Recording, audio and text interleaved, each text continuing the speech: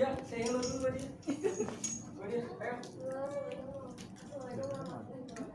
Waalaikumsalam warahmatullahi wabarakatuh. Pagi semuanya. Pagi.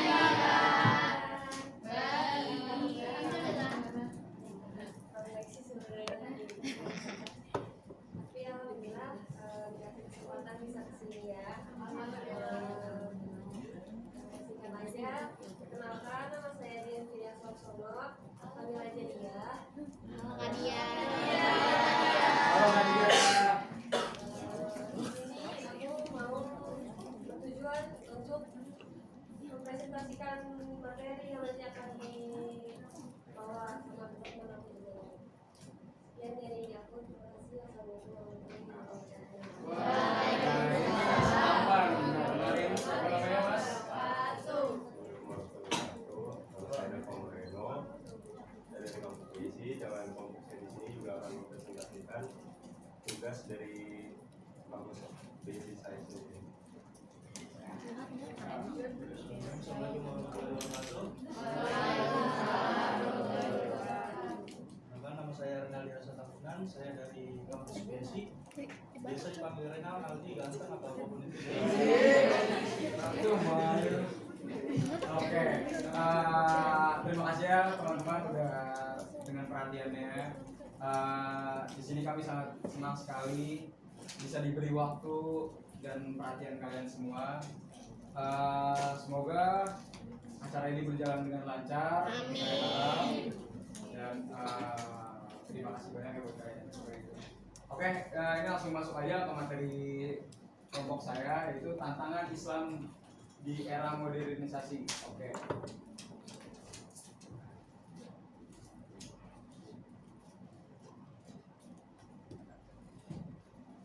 Nah, Islam itu ngajarin fleksibel ya. Oke, Islam itu ngajarin fleksibel, dimana era digital sekarang udah mulai masuk. Nah, udah mulai masuk ke generasi kalian. Justru tantangannya juga makin berat, ya. Dimana kalian tahu mudorot? Tahu nggak mudorot? Nah, itu mudorot itu adalah sesuatu hal yang merugikan, ya. Mudorot. Nah, kenapa begitu? Karena kita gampang terlena dengan yang namanya kenikmatan. Bener gak sih? Coba kayak kita nih, kalian tiduran sambil main HP, ada azan, ya kalau iman kita nggak kuat, sama saya juga masih nggak kuat nih. Nah, tapi ya di sini kita sharing namanya ya, kita sharing. Karena kita di sini masih sama-sama belajar, tapi saya coba yang terbaik buat kalian. Oke? Nah, kan kayak gitu kan? Kita main HP, tiduran, ada azan, nggak denger, cuek aja. Karena terlena tuh, scroll TikTok, Instagram, Twitter, seru kan? Seru gak? Nonton YouTube, seru kan? Nah itu drakor apalagi itu, apalagi anime, ada yang suka anime? Gak apa-apa, saya wibu juga, saya wibu. Oh sama, saya wibu juga, saya wibu. One Piece, oke, One Piece habis gue. Oke. Nah itu tuh, ya kan sama tuh, saya gara-gara nggak sholat, gara-gara nonton One Piece. Nggak, tetap diusahakan sholat ya, nggak boleh gitu. Nah itu makanya namanya mudorot. Kita terlena dengan hal yang namanya kenikmatan. Nah jangan sampai nih ada istilah istidroj. Mas Bagas gimana kalau istidroj? Istidroj itu kenikmatan yang sebenarnya itu akan diberikan oleh Allah Subhanahu Wa Taala terhadap kita ya. Jadi contoh kita meninggalkan sholat, zakat, amal, tapi rezeki kita itu lancar, makin lancar, dikasih terus sama Allah. Itu termasuk azab dunia yang diberikan oleh Allah Subhanahu Wa Taala karena kita sebagai manusia telah mempermainkan Allah Subhanahu Wa Taala. Jadi kita sebagai manusia itu menganggap sebuah hal itu tuh adalah keberkahan dari Allah Subhanahu Wa Taala, tapi itu tidak. Itu istidroj dan kita harus hati-hati. Gimana cara mengatasinya? Introspeksi diri. Kenapa kita nggak sholat, kurang amal, jauh dari agama, tapi hidup kita lancar, rezeki kita lancar, urusan kita lancar, bisnis kita lancar, Itu yang bahaya. Itu yang namanya istidraj. Kalau kayak gini kan kelihatan semua. Itu. Kalau kayak gini enggak. Karena kenikmatan kita terlena. Gini aja. Paham gak sampai Lu sini? pegangin terus. Mulai ada gambaran nggak? Ada. Mulai ada gambaran ya? Karena kenikmatan kita terlena. Contohnya kayak tadi tuh, main HP, ya kan? Main HP sampai lupa sama waktunya kita beribadah, waktunya kita mendekatkan diri kepada Tuhan. Seperti itu. Nah, sama nih, maksudnya kalau misalnya di sini ada yang nomis atau gimana, sama intinya itu. Nah, untuk itu, nah di sini Islam dan tantangan modernisasi. Islam adalah agama dinamis dan fleksibel, mampu beradaptasi dengan perubahan zaman, namun proses modernisasi membawa berbagai tantangan bagi umat Islam. Nah, itu yang disebut tadi tantangannya. Nah, kenapa Islam disebut fleksibel? Contoh gini, Islam ya, kita kalau sholat, misalnya kaki kita lagi nggak bisa berdiri nih, ya kan, nggak bisa berdiri, tapi kita boleh sholat dengan duduk. Kita nggak bisa sholat duduk, kita boleh sholatnya sambil tiduran. Atau kita lagi di perjalanan, di pesawat, di mobil atau di mana ada azan, ya, nah itu kita boleh tuh sholat sambil duduk, itu boleh. Terus kayak gak ada air, kita bisa bertayamum, ya, nah itu. Ini katanya kenapa? Kalau ini mau PS bilang aja ya, nggak apa-apa. Nah, oke. Nah itu seperti itu. Kenapa disebut fleksibel seperti itu? Karena di situ intinya apa? Niat. Intinya niat. Semua itu berdasarkan niat. Sama nih kayak kalian nih mau deketin cewek, mau deketin cowok, kalau pakai niat apapun bisa. Apapun bisa. Bener gak sih? Bener gak sih? Iya. Cuma kadang gitu ada yang dikorbanin, ya nggak sih? Ada yang dikorbanin tuh. Biasa kan gitu. Ya kan niat oh gue pengen deketin lu, tapi pas ternyata gak dibales, aduh kita malah nuntut, ya kan. Padahal kan perasaan itu kita ciptain sendiri, bener gak? Perasaan itu kan kita ciptain sendiri. Wah, pengalaman ya kak. Hah? Kebetulan pengalaman. Nah ini makanya sharing nih. Kebetulan saya hidupnya lebih lama dari kalian. Nah makanya saya sharing pengalaman. Udah berapa ditolak kak? Hah? Udah berapa ditolak kak? Udah berapa ditolak? Oh, kebetulan nggak tahu ya, saya juga lupa. Berarti banyak tuh kalau lupa ya. Nah, iya seperti itu. Oke, langsung ke pengertian modernisasi. Modernisasi adalah proses transformasi dari keadaan tradisional atau pra-modern ke keadaan yang lebih maju atau modern. Proses ini melibatkan perubahan dalam berbagai aspek kehidupan, termasuk teknologi, ekonomi, politik, dan budaya. Seperti itu. Kita kan ya, inovasi selalu berjalan, otak manusia itu selalu berjalan, ya kan? Tapi apa yang harus sama? Iman kita yang harus tetap sama. Pendekatan diri kita kepada Tuhan harus tetap sama, kepada Allah Subhanahu wa Ta'ala harus tetap sama. Karena itu apa? Ada Al-Quran. Al-Quran itu adalah pedoman. Itu pegangan kita tuh. Di era modernisasi, kalau kita masih pegangan kita masih Al-Quran, masih agama, insya Allah bagian di dunia, bagian di akhirat. Karena ada pepatah mengatakan, kalau kamu mengejar akhirat, dunia pasti akan mengikut. Tapi kalau kamu mengejar dunia, akhirat belum tentu. Seperti itu. Oke, lanjut ya. Pandangan Islam tentang iptek ekonomi, politik, sosial, budaya, dan pendidikan. Yang pertama kita bahas dari teknologi iptek dulu. Pandangan iptek, pandangan Islam tentang ilmu pengetahuan dan teknologi iptek menjadi salah satu terobosan bagi manusia untuk memenuhi kebutuhan hidupnya yang terbatas. Iptek sangat penting sehingga menjadi tolak ukur bagi suatu bangsa maju atau tidak majunya dari segi teknologi dan ilmu pengetahuan.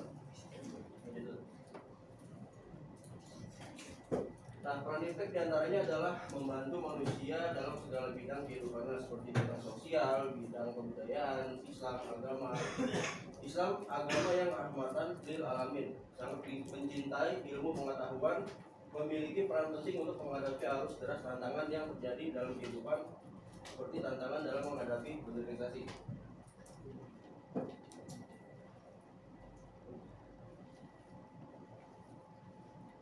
Konsep Islam tentang ekonomi dan politik. Nah, politik dalam bahasa Arab dikenal sebagai istilah siasah, seperti dalam buku-buku ulama salaf dikenal dengan siasah atau syariat.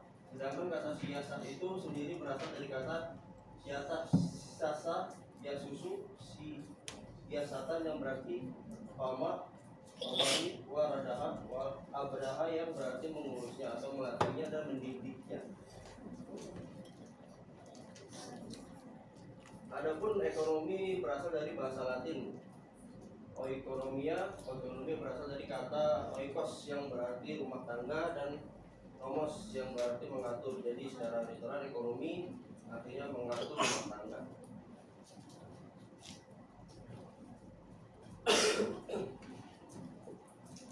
Selanjutnya ada prinsip dasar politik ekonomi Islam.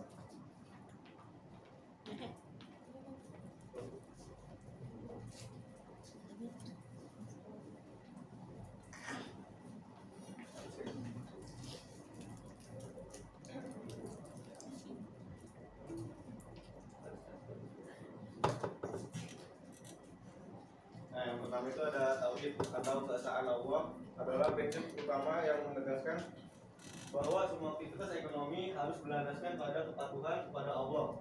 Ini berarti semua kegiatan ekonomi harus mengikuti hukum Allah dan bertujuan untuk mendapatkan ridhonya. Selanjutnya,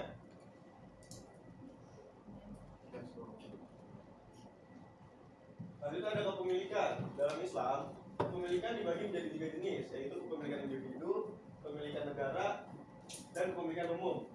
Semua bentuk kepemilikan harus digunakan untuk kesejahteraan masyarakat dan tidak boleh disalahgunakan. Jadi jangan sampai dalil ini tuh disalahgunakan oleh kita semua ya.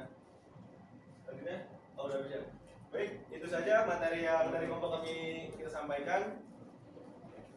Nah, jadi gini ya, tadi kan ya, Islam sendiri itu mengajarkan pentingnya menuntut ilmu ya. Karena pada zaman dahulu itu, pada zaman Rasul, kita itu jihad ada 2. Ada yang tahu? Nggak tahu Pak. Kristen. Terus?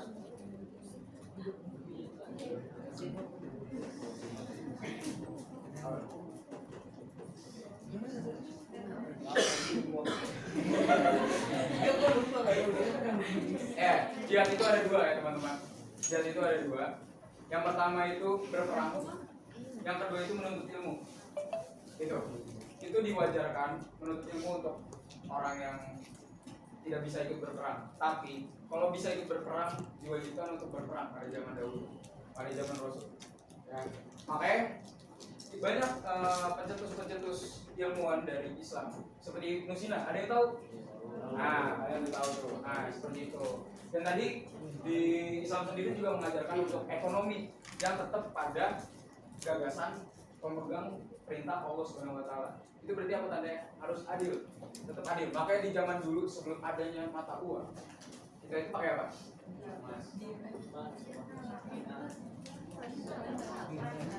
Kita pakai barter namanya. Ada yang tahu barter? Tahu kan? Nah, itu. Kenapa bisa barter? Karena barter itu adalah kayak kamu nih. Kamu butuh apa dari saya? Misalnya butuh HP saya butuh minum Anda. Nah itu, walaupun nilainya berbeda kalau di mata uang, tapi kalau dicari dengan kebutuhan itu sama aja. Karena memang kita sama-sama butuh. Maka itu harus beda nih. Kalian kan kelas berapa? Kelas 10 nih, harus bedain yang namanya kebutuhan dan keinginan. Oke? Karena kalau keinginan semuanya juga kita pengen, bener gak? Tapi kalau kita tanya apa yang kita butuh, belum tentu semuanya kita butuhin. Nah itu kita tanya dari mana? Dari hati kita. Apa yang kita butuh? Nah pada saat ini saya lagi butuh apa? Agama. Saya lagi butuh agama karena ya agama itu penting. Ya agama itu penting sekali. Makanya sebisa mungkin ya di era ya modernisasi ini ya, itu kalian berperangnya lebih susah dibanding orang-orang zaman dahulu. Ya orang zaman dulu ya perangnya ya cuma perang fisik, tapi sekarang udah perang psikologis. Bener gak? Ya. Nah, seperti itu lebih susah tantangannya. Nah, itu tuh yang harus dipegang apa? Prinsip. Nah, kalian nih udah pada punya prinsip belum?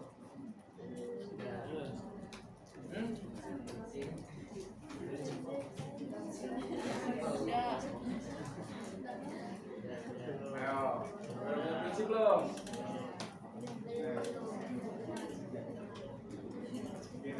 Ya, udah pada punya prinsip belum? Belum. Udah. Yakin nggak? Nanti kan seiring berjalannya waktu kalian bertumbuh, pemikiran kalian berkembang. Apa prinsip yang sekarang masih bisa dipegang? Nah, itu kembali kembali lagi pedoman. Kalau pedoman kita baik, pegangan kita baik, apapun itu, prinsip kita udah baik, mau kalian distract sama apapun, kalian pegang prinsip kalian. Itu. Di sini ada yang tahu leadership? Yang udah belajar ya? Ya, nah itu tuh salah satunya keteguhan hati, ya kan? Kalian harus punya prinsip, harus gak gampang terpengaruh, gak gampang percaya. Kalian harus percaya apa yang kalian yakinin. Seperti itu tuh, kayak gitu tuh yang tadi saya bilang. Kalau pengen deketin cewek, percaya apa yang kalian yakinin. Kayak gitu. Percaya apa yang kalian yakinin. Jadi jangan setengah-setengah kalau ngejar. Kalau ngejar tuh jangan setengah-setengah. Harus. Ya, sini kita enjoy aja nggak apa-apa ya? Pasti sama-sama gitu ya. Lebih enjoy nggak sih? Nah, iya kayak gitu kan lebih seru. Daripada kita fokus kan, kalian saya marah atau gimana? Kayak guru-guru biasa kan gitu. Waduh itu berat ya. Berat ya. Tekanan ya. Udah di rumah tekanan, di sini tekanan. Waduh, gimana tuh? Gimana? Nah itu tuh, kalian harus biasakan diri dengan tekanan ya. Iya. Ya harus biasakan diri. Kalian tuh harus bisa observasi, berinovasi, baru bisa aktualisasinya gitu. Itu permennya gak apa-apa sambil dimakan aja. Nah, kayak kakak yang itu tuh, manis sekali kakaknya. Oke, nah, kamu mau di sini aja. Saling aja lah.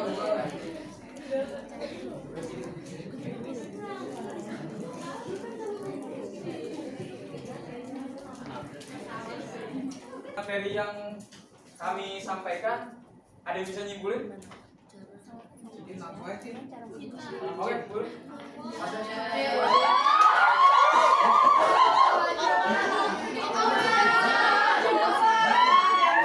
Ayo sini lagi dulu.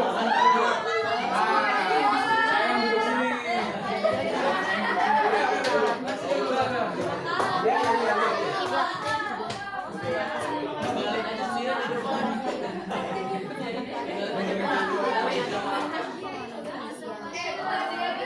Perkenalkan, nama saya Henry Abdul Enam dari kelas 2.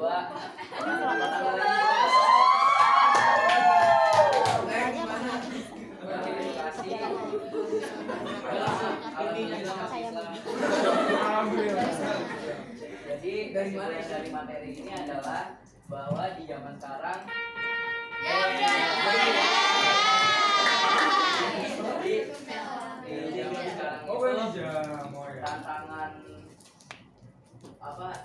tantangan agama Islam di zaman modernisasi itu sangatlah banyak tantangannya, mulai dari kayak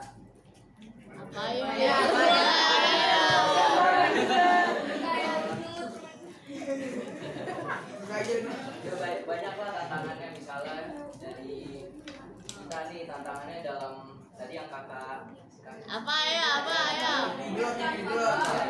jelasin kayak Android, misalnya kita terlalu terlena lah main HP kelamaan, kebanyakan nonton YouTube lah, nonton YouTube, ya Netflix, sampai pas azan itu kita nggak denger gitu.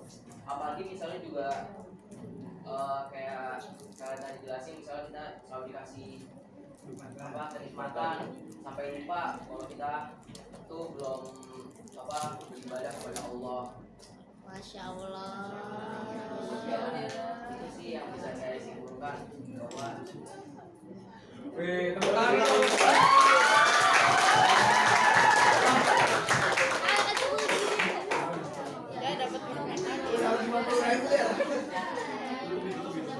Ini teh pucuk.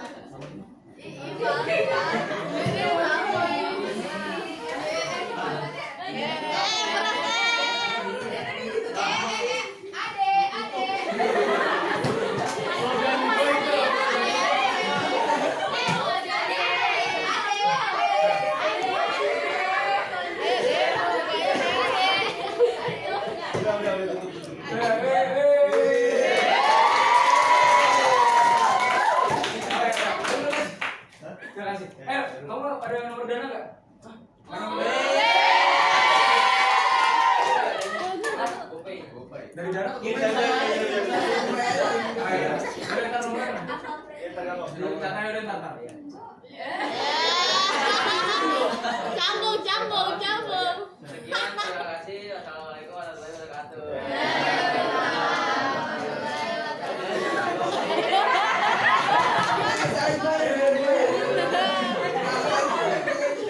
Ya baik teman-teman, sekian dari kelompok saya ya. Dari saya Muhammad Raka Ramadan, Bagas Akbar Wicaksono dan Lintang Pramudia Pamungkas. Selanjutnya akan dilanjutkan oleh teman kelompok saya yang lain. Tolong diberi perhatiannya dan terima kasih. Kamu ada berapa? Dua. Ah, ini.